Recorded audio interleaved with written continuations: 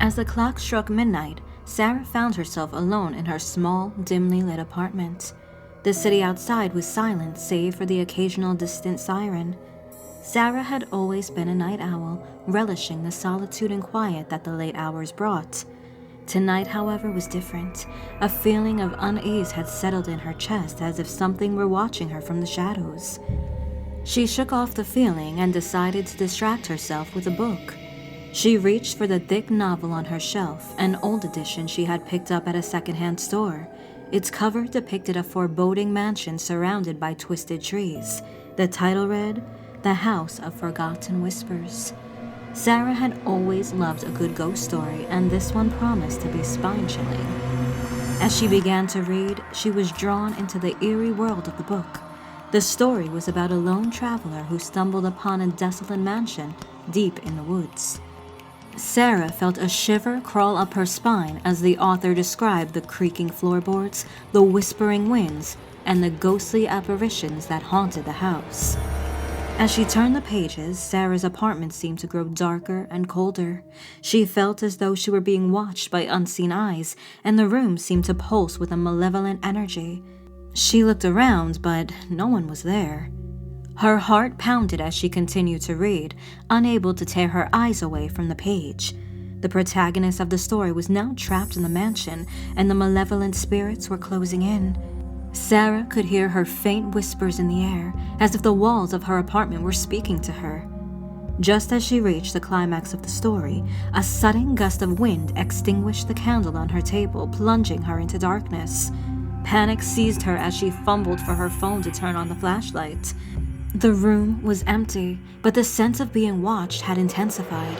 Sarah's breath came in ragged gasps as she realized she was not alone. A shadowy figure loomed in the corner, its eyes gleaming with a malevolent light. Terrified, she dropped the book and ran for the door, not looking back. The figure followed her, its whispering voice echoing in her ears. As she slammed the door shut behind her and stumbled into the empty hallway, the whispers faded away. Sarah stood there, trembling, trying to make sense of what had just happened. Had it all been her imagination, fueled by the spooky story she had been reading? Or had she truly encountered something otherworldly? She never found out, and she never dared to read that book again. But from that night on, she could never shake the feeling that something lingered in the shadows, waiting for the next unsuspecting soul to stumble upon its haunting tale.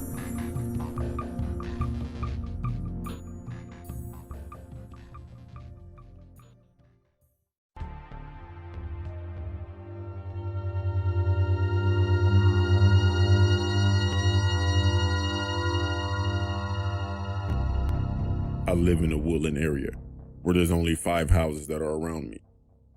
So when the night falls, I'm used to seeing the glowing eyes of animals, hearing the sound of twigs and leaves crunching from animals, and yes, the calls too. But this event is still carved into my mind. Back on June 23rd of 2017, and around midnight, my cat wanted to go outside because he had to go use the bathroom, and we didn't like for him to use the litter box. Now, my cat usually spends around 15 to 20 minutes outside, which is usual for her because she loves to play out there. But when I went to the front door to let her in, since it was time to let her in, she wasn't there. It was about 1 in the morning, and I get a little worried, so I go outside and I called her name. So I walk around my front yard, and then I find her, sitting there, looking out into the woods. Nothing too serious, she probably just saw a possum go by. But that's not it. That's not it at all. As soon as I leaned back up, everything went silent. No crickets chirping, no tree frogs, no wind blowing, nothing. Besides me breathing, and then I saw it. A black, tall figure, roughly around 6 to 7 feet tall, dart behind the trees. I picked up my cat and I sprinted to the house. We went inside, locked all the doors, turned off all the lights besides the hallway, and I grabbed my flashlight and went back to where I saw that thing. And at the same spot, all the noises came back, and I shined the light where the black, tall figure was. Nothing. I asked one of my neighbors if they were in our yard. He asked me, why the hell would I be in your yard? I went back home and I still questioned if it was a person, a shadow creature, or just my mind playing a trick on me. To this day, I still wonder if it was something or someone in my yard.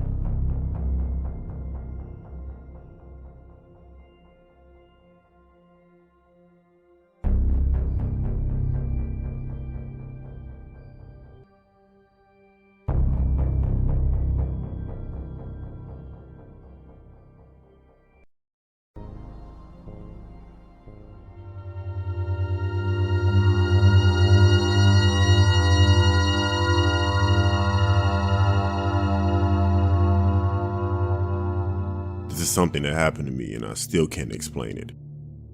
I lived in Japan for 2 years, way out in the island of Kyushu, in a really rural town. I was teaching English there and I lived in an apartment complex with 9 other English teachers and a handful of Japanese families. All of our apartments were 2-story townhouse style. My apartment was the newest of the bunch. Before me, there had been another English teacher who had lived there for 2 years. But before her, as far as I had been told, the apartment had been empty. I first moved in the beginning of August, which is brutally hot and humid in Japan. It's so humid that the wallpaper in your apartment gets wet and then it starts to curl up. The only air conditioning is the apartment was downstairs and the bedrooms were upstairs. It was truly unpleasant and I ended up having to sleep downstairs to avoid the sweltering heat in my bedroom. And this is how everything started. One day I came home from school to find my back door wide open. Before I left for school, I had secured the bolt to it. I had locked the front door as well. At first I thought maybe someone had broken in, but nothing had been taken and not a single thing was out of place. One of my neighbors came over and looked everywhere with me, but we found nothing strange. At the time I thought it was no big deal.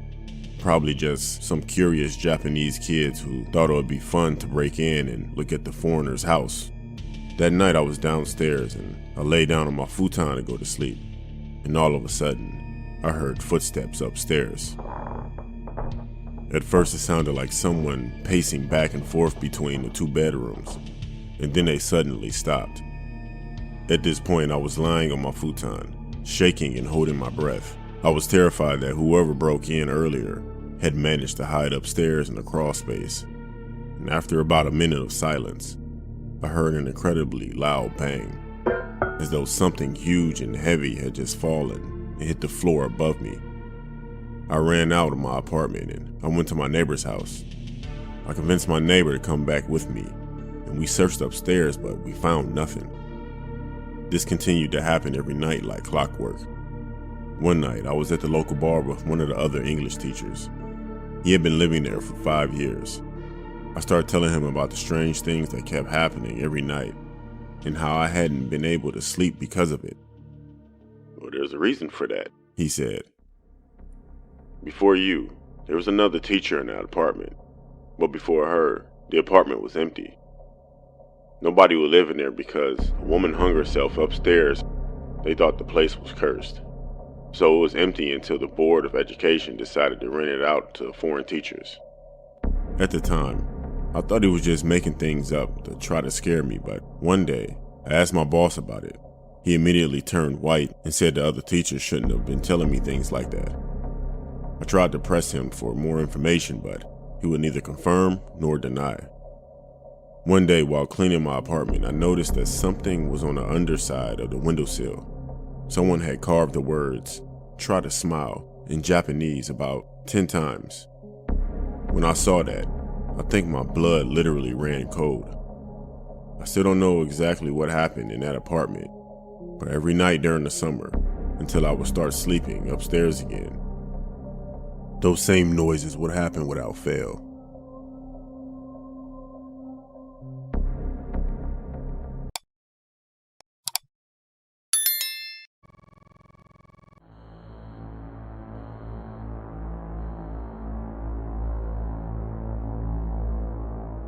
Years ago, my uncle owned a funeral home, and I got a summer job, working part-time in the crematorium. It wasn't a lot of fun, but it certainly paid well. And being a poor student, I definitely needed the money. Dealing with dead bodies was very creepy at first, but after a few days, you kind of get used to it. Kind of. So one morning, I was sweeping the floor of the crematorium when a black hearse pulled up in the parking lot outside. A man in a black suit stepped out, and my uncle went over to talk to him. After a while, he called me over and told me to help him carry the coffin into the crematorium. I thought it was strange because usually they brought the coffins into the funeral home next door first, but I didn't ask questions. We set the coffin down on the ground, and my uncle went over to prepare the oven for cremation. For a few minutes, I was left alone with the man in the black suit. There was an awkward silence. I didn't know what to say. I assumed that it was the relative who had just died who was lying in the coffin, but he didn't seem at all upset. When the oven was ready, my uncle and I picked up the coffin and brought it over to the metal bench. We took off the top of the casket. I saw the corpse inside was a man who looked to be about 30 years old. Usually, the dead bodies were very pale, but this one looked pink in the face. My uncle stoked the fire, then pressed a button to start the conveyor belt. The coffin was moved slowly into the oven, and it was all the way inside. My uncle closed the door, and I just stood around, waiting. It usually took an hour before everything was burnt and reduced to ashes. After that, I would have to collect the ashes and put them in an urn, so they could be given to the family. My uncle and the man in the black suit went into the funeral home next door. I assumed they were filling out the usual paperwork, so I was left alone in the crematorium to continue sweeping up. After about 10 minutes, I heard a strange noise coming from the oven. It was like a faint knocking sound. At first, I thought it was my imagination, but then it grew into a loud banging. I tried to tell myself that it was just the metal warping from the heat. It was the unmistakable sound of someone frantically banging on something, desperately trying to get out. A chill went down my spine and the brush fell from my hands. I was sure the man inside was still alive. Terrified, I ran into the funeral home and, shaking uncontrollably, I told my uncle what I had heard. Leading them back into the crematorium, I told them to listen. "I don't hear anything," said my uncle. "Me neither," said the man in the black suit. I looked at them, shocked and stunned. I even began to doubt my own sanity. My uncle and the man in the black suit shrugged their shoulders and went back to the funeral home. I just stood in the middle of the crematorium listening intently, collected the ashes from the tray underneath and poured them into an urn. The man took it and, with a broad smile on his face, he got back into his car and drove away. I have nightmares about that hideous banging sound I heard coming from inside the oven.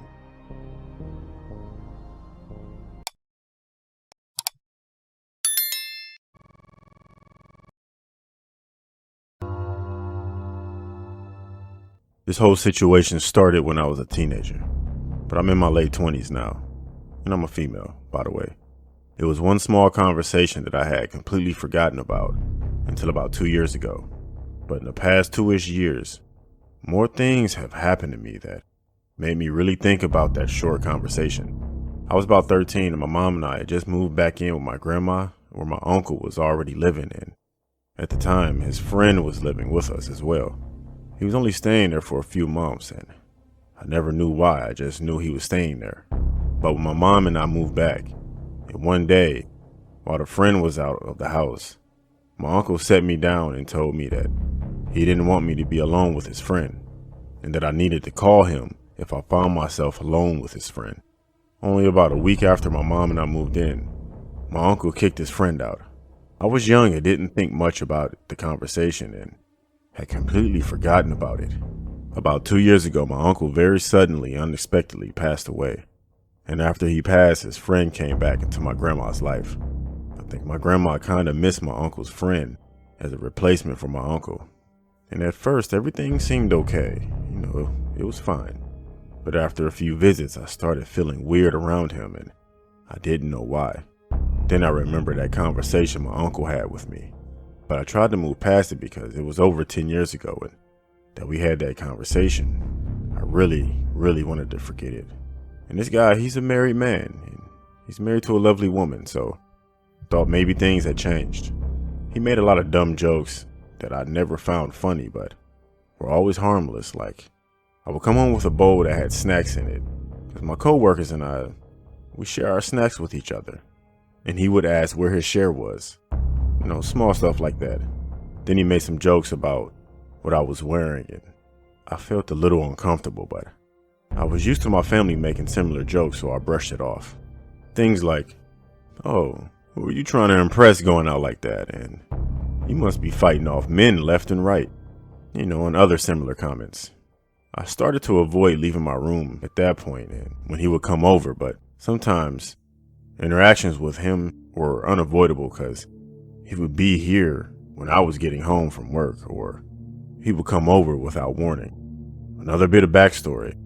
I'm engaged to a man who lives in a different country, and when I had gone to visit him, I had fallen in love where he lives. On top of that, it's more affordable and overall much safer for us to live there, so we're working on me moving there with him. Well, I don't tell my uncle's friend anything because he makes me feel uncomfortable, but I know my grandma shares everything with him, so he knows about the situation. And he has on more than one occasion asked me why I was moving, and I fell in love with somebody, and that's my fiance, and I absolutely love him. So my uncle's friend will always come back with, "Oh, of course, it's for a boy," and has also made comments along the lines of, "Oh, I guess you're in love. I just don't understand, but whatever." Like, he acts bothered that I'm engaged and moving away. But again, I would just hide myself away in my room and constantly convince myself that I was reading into things and overreacting. I also knew I couldn't say anything to my grandma about it because my family is one of those, if you don't want the comments, you need to cover up. And I'm not allowed to wear shorts around male family members because what if they look at me and have bad thoughts? It's all my fault. Now, all of these small instances were very uncomfortable, but I just ignored them, hid in my room, and did what I could to avoid situations. Then something happened one day, and now I just feel icky. I went into work, and my coworker told me how yesterday a man fitting the description to a T of my uncle's friend came into my work in the afternoon after I had already left, asking about me.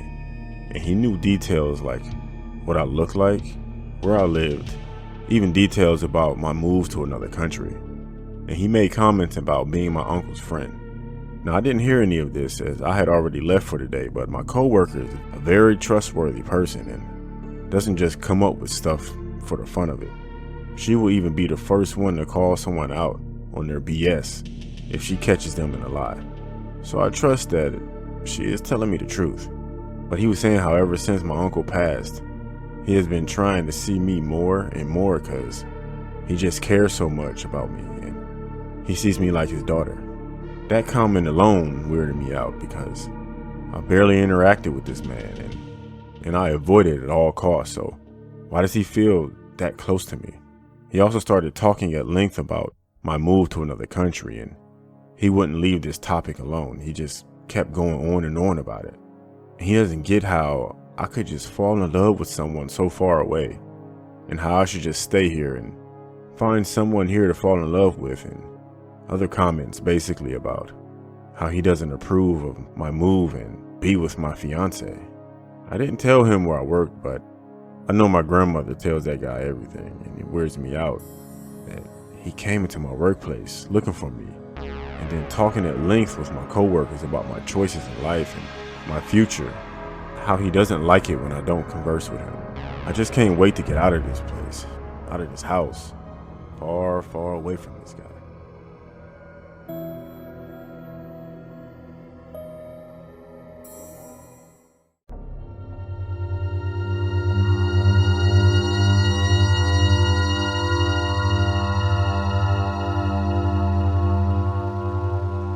I grew up in a very small town in Montana, and during the summer, my brother and I would sometimes sell lemonade by the side of the road.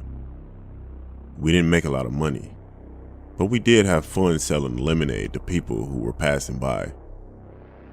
So one hot afternoon, my brother and I were standing at our lemonade stand when we noticed an old rusty car pass us maybe 2 or 3 times. At the time, it struck me as a little creepy. Eventually, the car slowed down and stopped right in front of the stand. There was a woman in the passenger seat, and as she rolled her window down, I saw that she was really skinny with gray hair that was stained in sickly yellow hue from too much smoking. I couldn't see the man who was driving very well because he never looked at me. He just stared straight ahead. Both of them seemed very odd and their clothes were old and dirty. "You boys out here selling lemonade all by yourselves?" said the old woman. "Yeah, my mom lets us," I replied. "Is your mom home?" she asked. "Yeah, she's in the house," I said. The woman turned and looked at the man who was driving. He nodded, still staring straight ahead. The woman turned back to me and said, "Okay, I'll have a lemonade then." I told her it was 25 cents, and then I poured her a glass. She rummaged around in her purse and I can hear the coins clinking. Then she pulled out a $5 bill and held it out to me. A chill went down my spine. Why was she handing me a $5 bill if she had coins in her purse? Something just didn't feel right. So I told the lady that I didn't have any change. I lied. "You can keep the change. Just come and take the $5 bill." Something felt very wrong, but $5 is a lot of money to a kid. I walked up to the car and I reached out to take the $5 from her hand. As soon as my fingers touched it, the woman suddenly grabbed me by my wrist and began pulling me into the car. I screamed my lungs out and my brother ran into the house yelling for help. The man floored the accelerator and the car lurched forward. I fought with all my might and managed to wrench myself free from her grasp.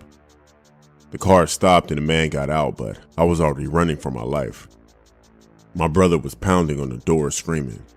My mother rushed out and I turned just in time to see the rusty old car speeding away. We told my mom what had happened and she called the police. When my brother and I calmed down, we went back to the lemonade stand and there was a $5 bill lying on the ground. We packed up the lemonade stand and put it away for good, never to sell lemonade again. Hell no.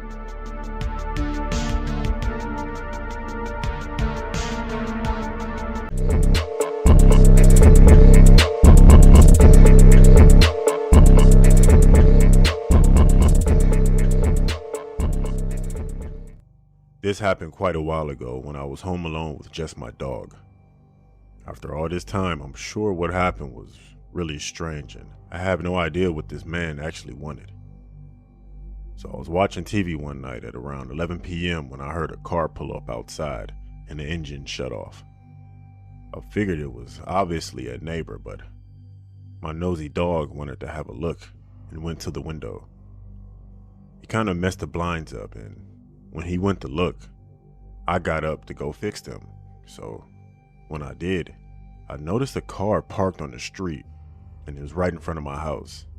I couldn't really make out any details, but it looked like the driver was still sitting in the car, and the only thing I could really see in the car were his eyes staring at my house. He had really big eyes, and it looked like his right hand kept going up and down and really fast, and then out of nowhere, it looked like the man splattered lotion all over his car. I kept looking, but it looked like the man was exhausted because he went right to sleep right after he spilled all that lotion. I didn't really think anything of it. I got a drink and continued to watch TV. So quite a while had passed since I looked out of the window, but I'm not sure how long. I'm guessing it was about 20 to 30 minutes. And out of nowhere, I thought I heard a tapping at the door. It wasn't a knock. It was much lighter and very quiet.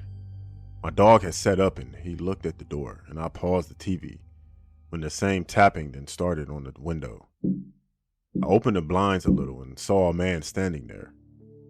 I couldn't make out his face properly. He immediately walked back from the window to the door and started tapping at it again. I get this doesn't really sound frightening, and I'm not sure why, but I suddenly had a really awful feeling about this. I felt absolutely terrified and had no idea why. The tapping at the door never stopped, but something in my head was saying, if I were to open this door, something really bad would happen. I went upstairs to open the window to ask him what he wanted. It felt safer doing this. He said in a really quiet voice, I have the pizza you ordered. I swear this dude just said something else, but I felt so stupid for being frightened, and I told him I didn't order pizza. I guess he was speaking quietly and knocking lightly so he didn't disturb my neighbors. My dog had followed me upstairs and was letting out an odd growl and bark, which isn't really unusual for him. I was trying to hush him when the man downstairs told me that he had the correct address and I better get downstairs now and open the door to pay and collect my food before it got cold. I was really confused because I most definitely didn't order any food, and began telling him that again when I noticed he didn't even have a pizza. He wasn't carrying anything at all. I told him again that he had the wrong address, and he got very angry. He kept telling me to open the door. He was going between angry and sort of trying to persuade me to come back downstairs and open the door. I asked him where his pizza was, and he said he had it. It was really dark, but he definitely didn't have anything in his hands.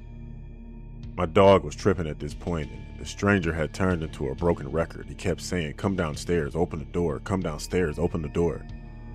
All this noise must have alerted my neighbor, who happened to open his front door. He walked out, and then the man didn't say a word. He just turned around and ran to his car empty-handed.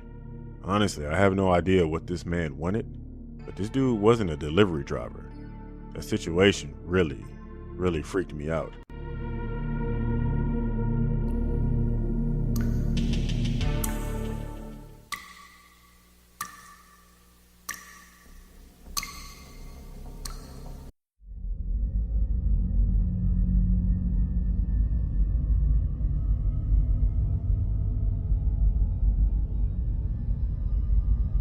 James had always been a peculiar man, with a petulant for wandering the woods at night. Nobody understood why he was so drawn to the dark, mysterious depths of the forest, but he couldn't help himself. The allure of solitude and the enigmatic beauty of the night compelled him to venture into the wilderness when the moon was at its zenith. One chilly autumn evening, the moon hung low in the sky, casting an eerie silver glow over the towering trees. He ventured into the heart of the forest. Crunching leaves beneath his boots echoed through the otherwise silent woods. As he walked deeper into the woods, James couldn't shake the feeling that he was being watched. It was as if the trees themselves whispered secrets to him, urged him to turn back. But he couldn't resist the pull of the forest. Minutes turned into hours, and the world around him became a dreamscape of shadows and moonlight. James felt a strange sense of tranquility, despite the eerie atmosphere. He had always found solace in these nightly excursions, but tonight was different. Without warning, the forest fell into an oppressive silence. He stopped in his tracks, heart pounding. His instincts screamed at him to leave, but curiosity got the better of him. Then, in the distance, a faint howl pierced the stillness. James froze. It couldn't be a mere animal. It was too guttural, too menacing. The howl echoed again, closer this time, and dread washed over him. His flashlight beam darted in the direction of the sound, revealing a pair of gleaming yellow eyes. The dogman emerged from the shadows, its grotesque form towering over James. Fear gripped him like a vice, but he couldn't move. The creature, half man, half beast, loomed closer, its eyes filled with an unnatural hunger. With an animalistic snarl, the dogman lunged at James. Instinctively, he swung his flashlight, striking the creature's head. The dogman howled in agony and retreated into the darkness. James didn't waste a moment. He turned and ran, stumbling through the underbrush, branches clawing at his jacket. He could hear the creature's heavy footsteps pursuing him, its sinister growls echoing through the night. As James burst out of the woods and into the open, moonlit field, he glanced back one last time. The dog man had vanished into the shadows of the night, but its yellow eyes remained etched into his memory. From that night on, James never wandered into the woods at night again. He'd finally realized the true danger that lurked in the darkness, a danger that had haunted his nighttime escapades for reasons he could never fathom. The mysterious allure of the woods at night had been shattered.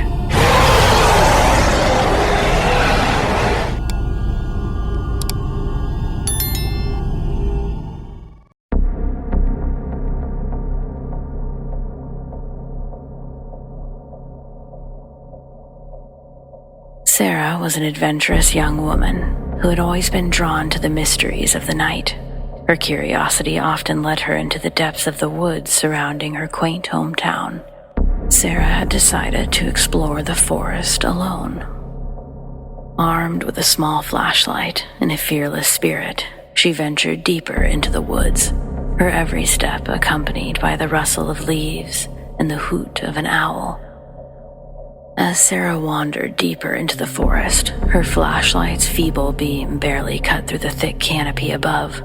A subtle unease tugged at her, but she pressed on.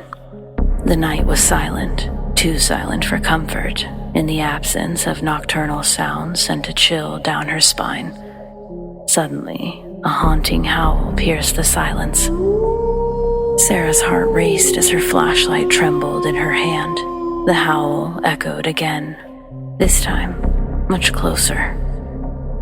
Panic set in as she realized that this was no ordinary animal. It was the infamous dogman. Sarah's mind raced, her heart pounding in her chest. She knew that she had to make a choice, retreat or face the unknown. But curiosity and courage fueled her. She cautiously moved forward, her flashlight trembling as she shone it into the darkness. Emerging from the shadows, the dogman came into view. A monstrous figure with matted fur and those eerie, piercing yellow eyes. It stood there, its growls vibrating through the night. Fear gripped Sarah, but she held her ground. In an unexpected moment, she extended a trembling hand toward the creature, her voice barely above a whisper. "It's okay," she said softly. "I won't hurt you." To her astonishment, the dogman's demeanor changed. Its growls softened, and it took a tentative step closer. Its eyes no longer filled with menace, but with a hint of curiosity and vulnerability. Sarah slowly retreated, her heart pounding with a mixture of fear and wonder. The dogman watched her for a moment longer before disappearing into the night, leaving Sarah with an unforgettable encounter that would forever change her perspective on the mysterious and the unknown. She returned home with a story that no one would believe, but it didn't matter. Sarah had faced the legendary dogman and lived to tell the tale.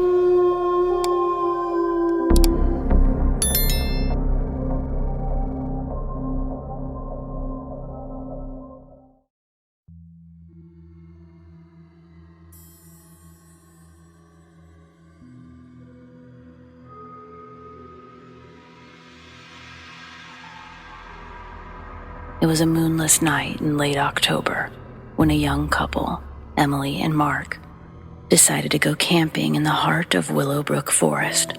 The crackling campfire was their only source of light as they sat beside their cozy tent, roasting marshmallows and sharing stories under the starry sky.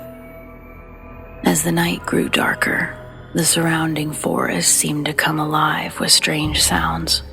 Leaves rustled, owls hooted, and the chilling wind whispered through the trees. Emily wrapped her arms around herself, feeling a sudden unease.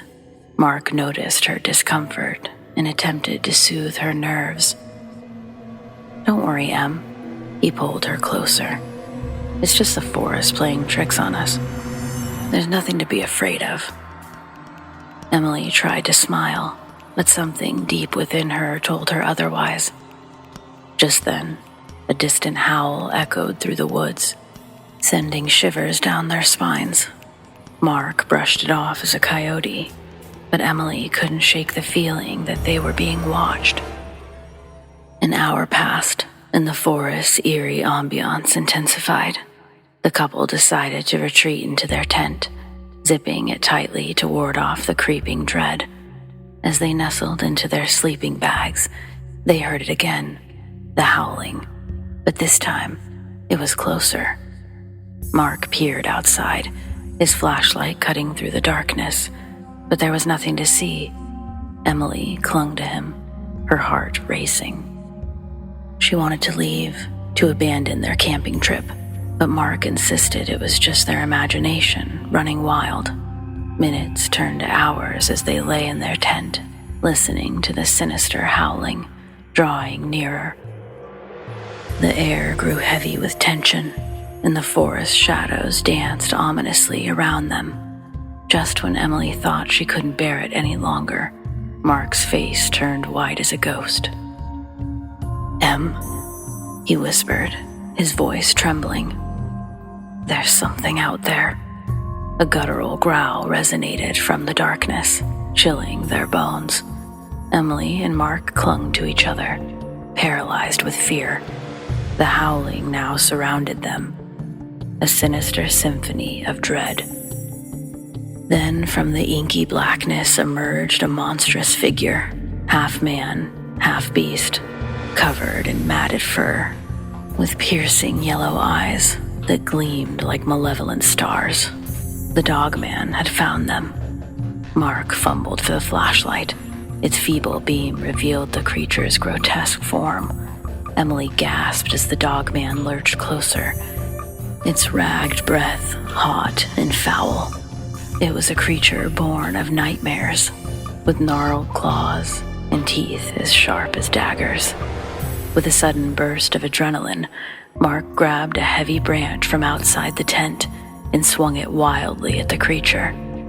The dogman let out a blood-curdling howl of pain and retreated into the darkness, leaving the couple trembling and terrified. They knew they had to leave, but the forest had become a labyrinth of dread. Every rustling leaf, every snapping twig seemed to echo with menace. It took hours, but they finally found their way back to their car, their hearts pounding in their chests. They sped out of Willowbrook Forest, leaving behind the haunting legend of the dogman.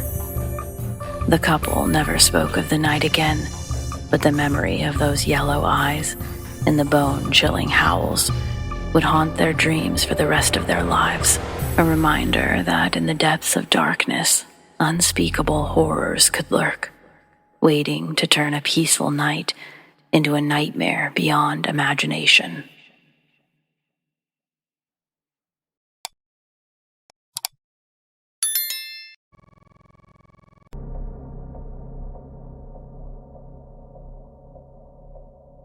This whole event happened New Year's Eve when I was 9 years old.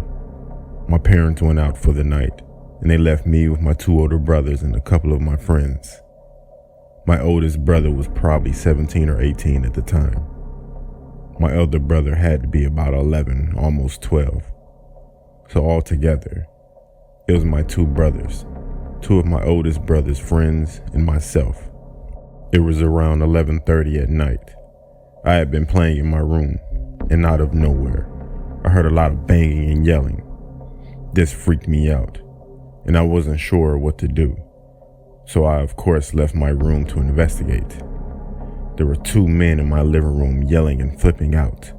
I quickly went back up to my room and shut off all the lights and hid under a bunch of toys in my closet.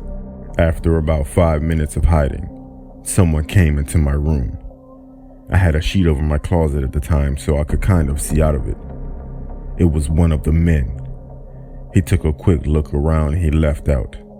After he left out, he locked my brother inside my parents' room. There was a lot of yelling still coming from the other men in the living room. I couldn't really hear anything that was being said though.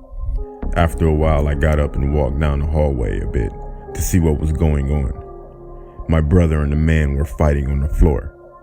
At this point, I took this opportunity to get my other brother out of my parents' room. My brother got to the phone and called the cops. Meanwhile, my brother's friend was fighting with the other man on the floor in the kitchen. About 10 minutes later, the cops showed up. They arrested both of the men. Now you probably want to know why they broke in. Both of these men were drug dealers. My brother's friend had gotten mixed up in it. He owed them a lot of money and couldn't pay it. They somehow found out that he was at my house that night and decided to come after him. I have no idea why they chose at that time, but they did. Luckily, at that time, no one was hurt badly. But we still made it through the New Year's.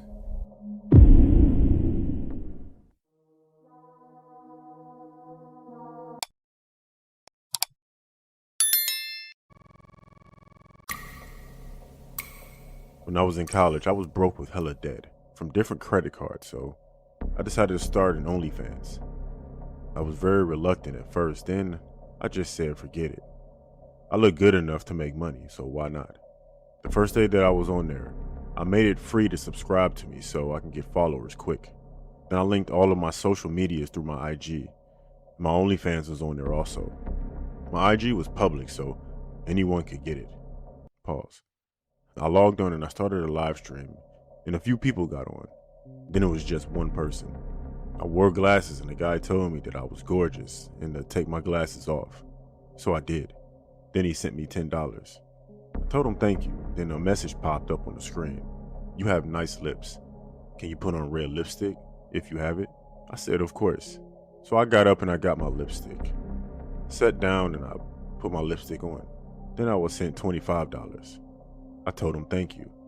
Then he asked, if I give you $100, will you do whatever I say for the next 15 minutes? I told him that I don't think that's worth it and I was about to log off. He said, no, not yet. What about 300? I gave the same answer. Then he simply just put 1,000 enough? I sat there and I thought about it. Then I said, yeah, I'll do it. Then I set an alarm for 15 minutes. The first thing he asked me to do was to blow him a kiss and smile. So I did. Then he told me to say that I love Adam. Then I said it. At that point, I was thinking that this was pretty easy. Then he asked me, do I have a red dress? I said, yeah. He then asked me to try it on. So I put the dress on and he called me beautiful. Then the weirdest request popped up. It simply said, cry. I asked him what that meant and he said he wants me to cry. So I sat there for a few seconds and I began to try to cry. He typed, nope, none of that fake stuff. I want real tears and emotion. I told him I don't know if I know how to do that. And he said, then no money then. I tried again and no luck. He then put $1,500 in the chat. Well, he typed it. I said, okay. Then I walked into my kitchen, opened the refrigerator door, put my hand inside, and closed it as hard as I could. I walked back to my laptop and I began to cry. He put good girl in the chat. Then he asked me, do I have scissors? I said, yeah, why? He typed, cut your hair. I said no, then he typed $2,000 in the chat. I paused for a few seconds and I said, okay. I grabbed some scissors, sat back down, and then he typed, nah, use a knife, not scissors. Again, I paused and I said, okay. I grabbed a knife, sat down, and began to cut my hair. Then my ponytail was gone. He typed, you look good with short hair. Then he asked me to take my dress off and I said no. Then he typed $2,500 in the chat. Then luckily my alarm went off. And I told him that time is up. Then he typed, how about 15 more minutes for $6,000? I said no. Then he asked, do you want these to go public? Then I received 77 photos. I clicked on them. They were from my iCloud. I asked him how he had my photos and he typed, if you don't do what I say for 15 more minutes, everyone that you know will see these photos. I told him, yeah, right, and I closed my laptop. And no lie, a few minutes later, I received over 50 text messages from family and friends that they saw my photos. My landlord told me not to worry about the rent, and that he didn't know I was working with a dump truck back there, and that I was thicker than a bowl of oatmeal. I don't even know what that means. And after that, honestly, I never went back on the OnlyFans. I went and got a real job, something safer. I became a stripper. But anyways, I changed my whole iCloud and everything. But that was the weirdest night of my life.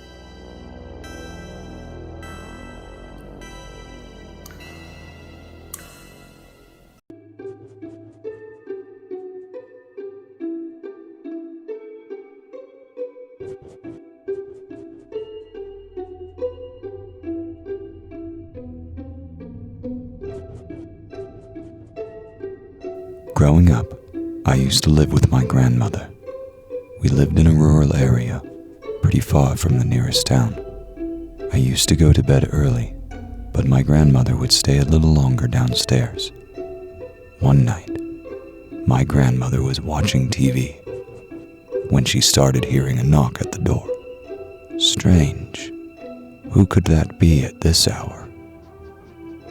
My grandmother was now getting a little scared. She got up and started walking to the door. She opened the door. No one. No one was at the door. Maybe they went away after she took some time to answer. She went back inside, confused. She sat down on the couch a little more, watching TV, but always with the feeling that something was not right, as if someone else was there with her. A few minutes have passed and my grandmother was about to go to sleep when she listened to stepping noises from upstairs. She went up to check if everything was okay. She could hear noises coming from the bedroom, as if someone was going through her things. She carefully peeked inside the bedroom, and that's when she was filled with horror. She saw a man going through her drawers. She hid behind the wall and was now breathing very fast. She had no idea what to do.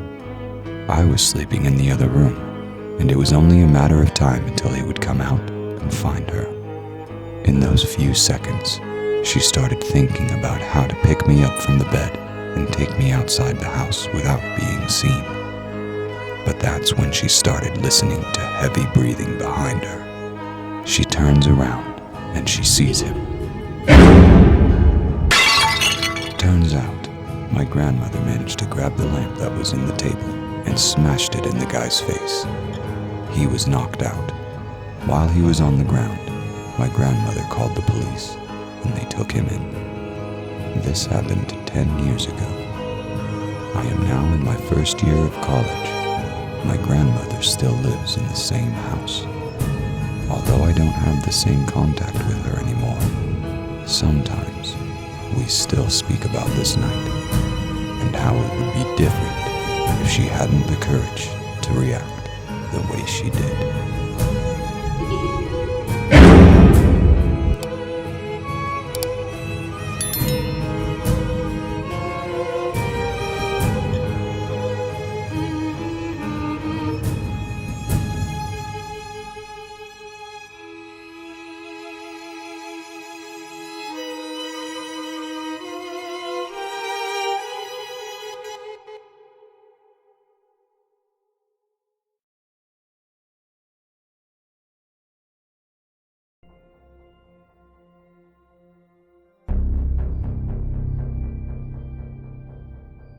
In a remote corner of a dense, ancient forest, there lived a couple that the locals whispered about with a mixture of fear and intrigue. Their cabin, nestled deep among the towering trees, was a place of mystery and dread. The man, Richard, was a grotesquely obese figure with a pallid complexion and a permanent, unsettling smile etched across his face. His eyes seemed to gleam with a malevolence that sent shivers down the spines of those who dared to meet his gaze. His wife, Lydia, was a stark contrast to Richard. She was extremely thin, her emaciated frame draped in a tattered black dress that seemed to absorb the light around her. Her skin was deathly pale, and her long jet-black hair hung like a curtain around her face. Her eyes were hollow and empty, as if the spark of life had long abandoned her. The couple had lived in the woods for as long as anyone could remember, and their isolation from the nearby town only fueled the rumors and speculation. They rarely ventured into town, and when they did, it was only to collect supplies and disappear back into the forest's depths. One particularly cold and misty night, a curious young couple, Sarah and Mark, decided to explore the forest's mysteries. Armed with flashlights, they ventured further than anyone had dared before, guided by an irresistible curiosity about the cabin that had fueled so many stories. As they approached the cabin, their flashlights flickered ominously. The forest seemed to come alive with strange whispers, as if warning them to turn back. But Sarah and Mark pressed on, their hearts pounding in their chests. The cabin loomed before them, a dilapidated structure that seemed to have been untouched by time. Its windows were dark, and an eerie silence hung heavily in the air. Sarah couldn't help but feel that they were being watched. With trembling hands, they pushed open the cabin's creaking door. Inside, the air was thick with a musty, rotten odor that made their stomachs churn. The walls were adorned with strange, macabre paintings that seemed to depict scenes of death and despair. Then they saw them, Richard and Lydia. The couple sat at a decrepit dining table, their eyes locked in a lifeless, unending stare. Richard's smile had become even more unsettling up close, and Lydia's gaunt figure seemed to melt in the shadows. Sarah and Mark exchanged uneasy glances, unsure of what to do. They knew they couldn't stay in that ominous place for long, but as they turned to leave, a voice echoed from the darkness. "You shouldn't have come here," it hissed, and the couple froze. It was Lydia, her voice a haunting whisper that seemed to emanate from the very walls. Terrified, Sarah and Mark fled the cabin and made their way back through the misty forest, their hearts still racing with fear. They returned to the town, vowing to never speak of their harrowing encounter. The legend of Richard and Lydia, the couple who lived in the woods, would persist as a tale of true horror, whispered in hushed tones around campfires and shared as a warning to the curious and the brave.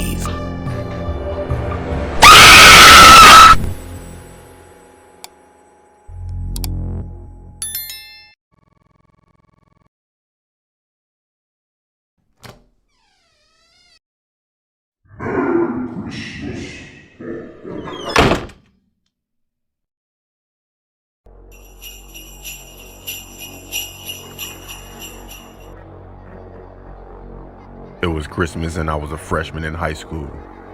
My family has been split up for some time, so normally we trade off Christmas Day and Christmas Eve each year. And this year, I had come home early from my grandparents' Christmas party, while everyone else was at my aunt and uncle's celebrating another party.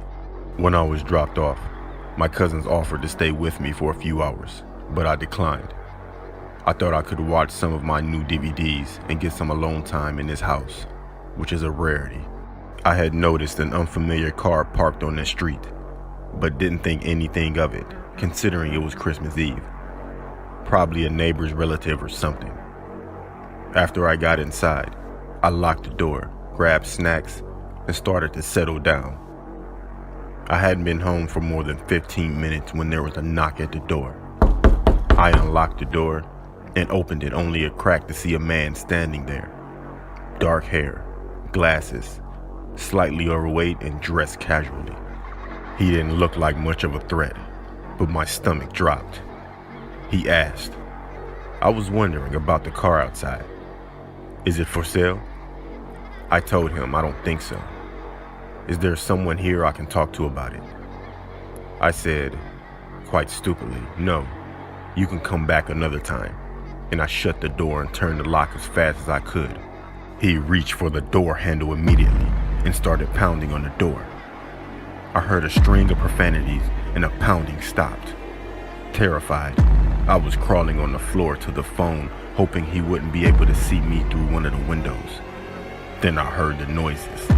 Our house has an open garage door, and it led through to the laundry room, where the door lock was broken and no one had bothered to fix it. Just then I heard a man yell, and I saw the man through the window run to his car and drive off. My uncle had gotten him, just in time, and he scared him away. Who knows what would have happened if he hadn't made it home in time. Sadly, we didn't get the plate number, and nothing ever came of it. But I'll never be home alone again on the holidays.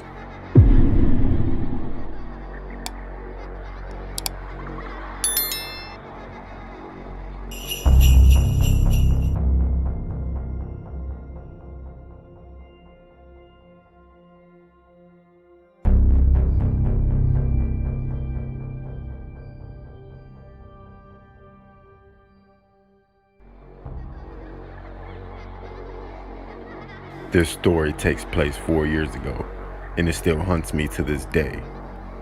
It was Christmas night, and my family were driving home from the fancy restaurant. I, unlike my family, was tired, so the 45-minute drive seemed perpetual. On top of that, my little sister was constantly moaning about how her friend didn't get her anything for Christmas. After about 20 minutes of driving, my dad stopped at a gas station to get some cigarettes, and my sister and mother all got out to pee. I stayed in the car, and I already had gone before we left.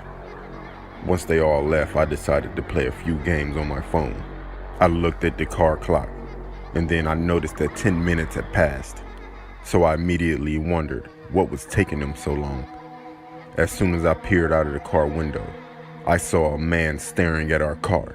The man startled me, as I didn't know how long he had been watching. What made it even more unnerving is that he had a plain blank face. No expression was shown.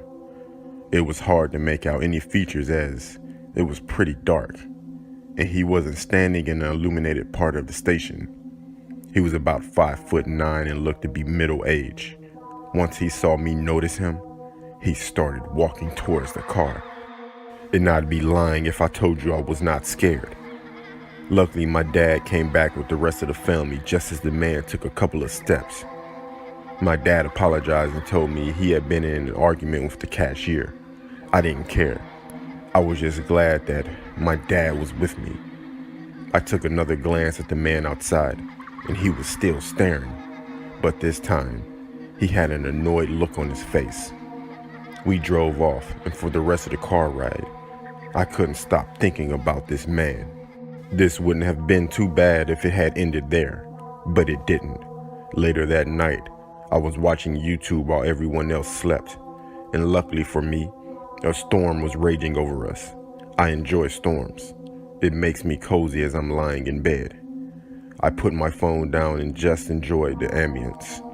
That didn't last for long as I heard something smash into the window behind me. I lurched forward and nearly fell out of my bed. I thought a bird had just smashed into the window. I parted the blinds, and what I saw next hunted me. I saw a man standing out by my parents' cars, looking up at my room. I took a closer look and I nearly had a heart attack. It was the same man that I saw at the gas station, only this time, when our eyes met, he grinned. Being the 14-year-old I was, I did the manly thing and screamed at the top of my lungs. My dad came running down the stairs and entered my room. "Why the hell are you screaming?" he said. I told him about the man, and I explained everything that had happened. My dad grabbed a baseball bat and told me to call the police. After 10 minutes, the police turned up outside our house and found the man in our shed. He got arrested, and that was the last time I saw him. The next day, my dad inspected the house, and we found the handle of our back door had been played with and damaged, but not completely broken. This gives me an eerie feeling as if he actually managed to get in. He could have harmed us, or even possibly killed us.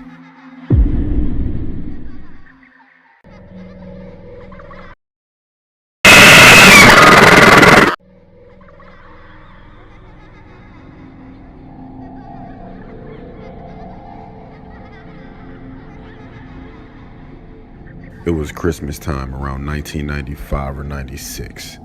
We were all at my aunt's house on a reservation of North Dakota. Some of my family was in a living room watching television. The kids were playing in the rooms or sleeping.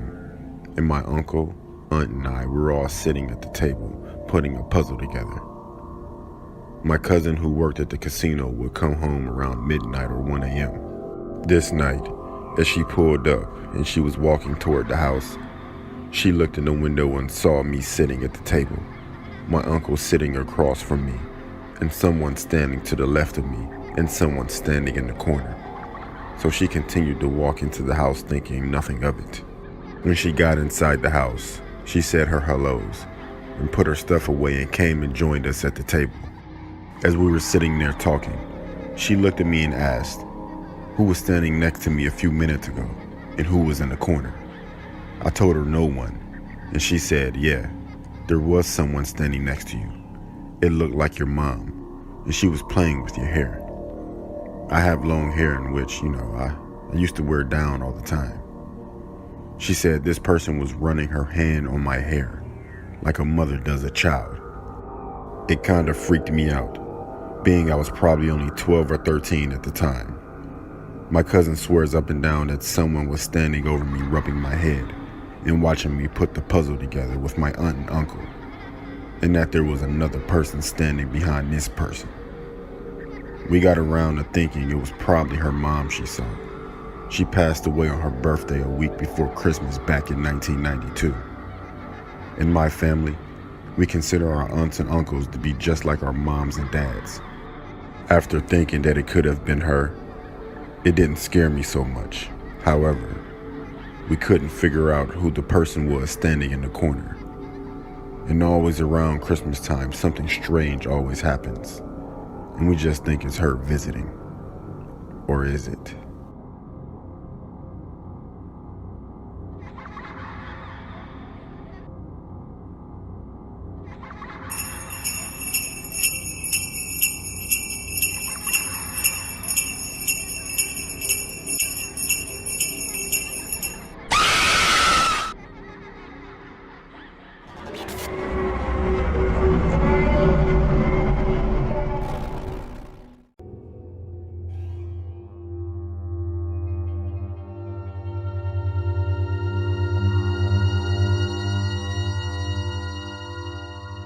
I live on a remote, quiet street in a relatively small town. For the sake of my safety and privacy, I will not disclose the town, as I still live there to this day.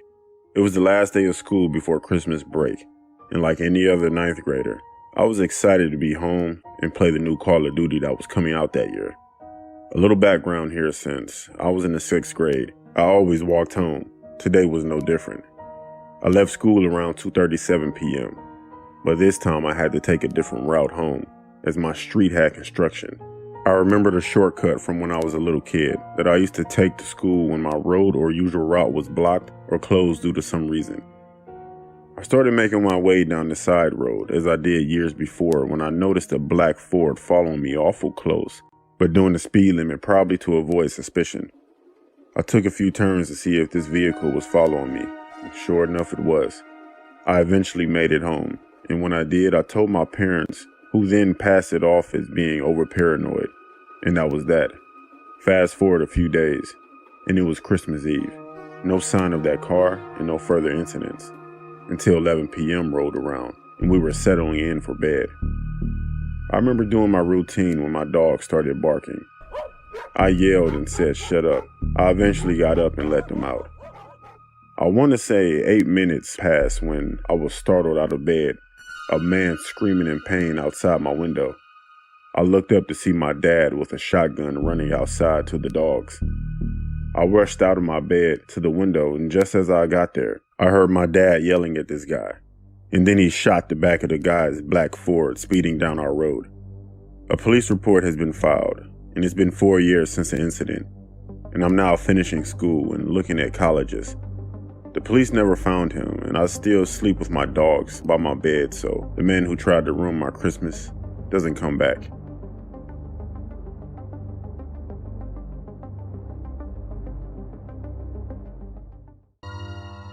Christmas is usually everyone's favorite time of the year. It was certainly my favorite time of the year until one night that changed everything. It was the Christmas of 2018. I was sitting in my living room watching the snow get heavier and heavier. The scene created the holiday atmosphere. I was enjoying myself drinking a cup of hot cocoa until I heard a knock on my door. I thought, who could be here at this hour? It was 1:18 in the morning. I got up to open the door, and to my surprise, I saw nobody. I closed the door thinking I was being ding-dong ditched at this time, or it was all in my head. 5 minutes later, another knock on my door. I once again got up to open the door, and no one was there. So I shut it. Almost immediately after another knock on my door at this time, I was quick enough to swing the door open, and I could just get a glimpse of a kid, looked about 5 or 6 years old, running towards a house that was adjacent to mine. Quite surprisingly, I never knew who lived there, and quite frankly, I never seemed to care. However, this time I wanted to know why such a little kid was out roaming about in the middle of the night, so I planned to go over there the next morning. Morning finally came, and I headed towards the house where I'm sure I saw the little boy run into. To my surprise, nobody answered the door. I figured they weren't home, and I would come back later. That evening, I tried going back to the house, and once again, I knocked, no answer. This was quite strange. I then tried the side door, and to my surprise, the door wasn't locked. Curiosity got the better of me, and I unlawfully entered the house, knowing I wasn't breaking and entering. As soon as I entered the house, I smelled something foul in the air, the smell of rotting meat. The inside of this house looked like nobody had lived there for years. I decided to check out the upstairs of the house.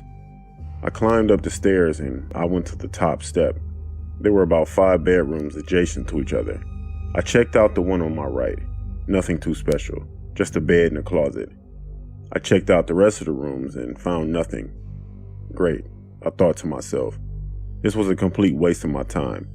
And just as I was about to leave, a woman tapped me on my shoulder. It startled me. I knew I was caught red-handed, but just as I could say anything, the woman put her hand over my mouth and shushed me. I slowly backed away and sprinted back to my house. I heard the blood-curdling scream of a woman telling me to come back. I got back to my house and I decided to not call the cops. At 3 a.m., I woke up to sounds outside of my window.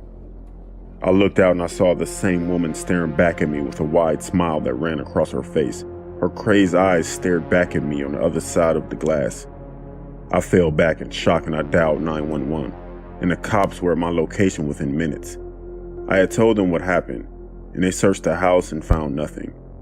They told me there were no signs of anyone there since the horrifying murder that took place inside the very house. I was shocked. I haven't heard of what happened at all, and it was an ongoing investigation. The cops weren't even able to give me information, so I desperately wanted to know, though. The next day, I did some research, and what I found made me puke.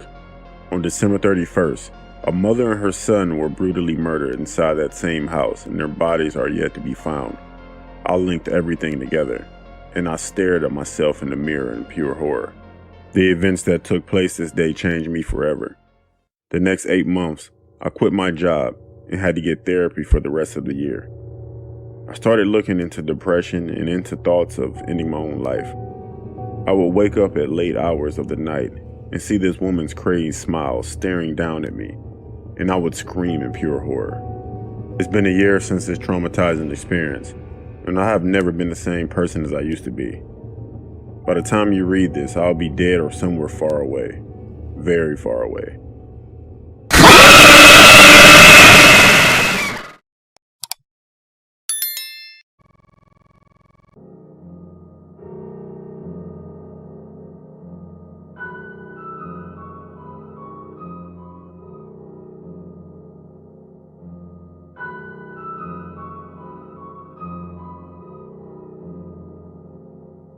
This story takes place on one of the best nights for kids around America, but one of the worst nights for me.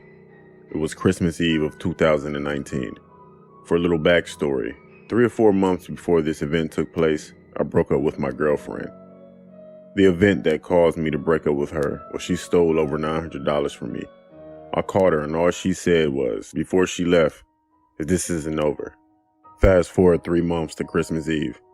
Since we live in Texas and have a house in the hills, every year on Christmas my family usually goes there to celebrate Christmas. However, this year, I couldn't make it because I had to work. This year I was 17 years old and just got a job by a local supermarket and had to work all Christmas Day. I had no problem being home alone. On Christmas Eve night, it was getting late, probably 11 o'clock or so. I decided to take a shower and go to bed as I needed to get up early for the next day. As I started to shower, I heard a strange noise coming from the garage, sort of like a metallic banging or something dropping. I thought it was some form of a heater because I put the water as hot as I could. I took my shower. When I finished my shower, I went to go to bed, and as I did, I heard the noise again. Although this time, it was on the other side of the yard. I was confused because I didn't think there was anything over there. I went to go look outside the window and see. I looked out and didn't see anything but my backyard, completely empty. I completely disregarded it because my backyard is pretty flat and empty, and it has nowhere for someone to hide. Now it's hard to explain, but my window is fairly large, and it has a blind spot to the left where there's a corner where someone could easily hide, but I was tired and didn't think about it. As I walked off, I heard a bang, but this time it was on my window of my house, and as I looked out the window, I saw the figure of a person dressed in all black standing at my window. It made me jump, however, I wasn't too scared as I am fairly a large dude and a high school football player. This all changed when he reached for his pocket for what I assumed was a gun. I ran away from the window toward my parents' room to go retrieve my dad's shotgun. I knew he kept it in the safe and had the safe key under his pillow. As I was running to retrieve this, I dialed 911. As soon as the dispatcher answered, I heard the horrific sound of the glass shattering. I made it to my parents' room, and I shut the door quietly. I whispered into the phone what was happening to the dispatcher. She said to stay on the line as the county sheriff was en route, but it would take about 5 minutes or so. I told her I was going to retrieve the shotgun. She said that's not a bad idea, but only use it if I had to, with caution. I quickly realized my dad took the gun with him because they were going to the gun range. I informed the dispatcher that the gun was gone. She said to make sure to stay on the line. For a moment, everything was silent, and I thought that it may have been a burglar, and they got spooked when they realized someone was home. My heart sank into my chest when I heard not one, but 2 sets of boots walking up the stairs. I heard a heavy metal pole scraping the floor. I locked and barricaded the door to my parents' room. Then I almost passed out when I heard one of them talk. Not in any voice, but my ex-girlfriend's voice. She said, "Merry Christmas, Tommy," and I heard a male voice mockingly say, "We know you're in there," and he knocked on the door of my parents' room. I almost screamed and got underneath the bed. My ex then said, "Don't worry if you can't open the door, we'll open it for you." I heard the pole hit the door and the lock falling out of the door to the floor. I had to put my hand over my mouth to keep from being too loud. All of a sudden I heard police sirens and my ex muttering, "Oh shit." They ran down the stairs to run out the front door when the officer said freeze. I heard a bunch of yelling and then an officer came in and said, "If you're in there, make yourself known." I called out to him saying I was Tommy and I called 911.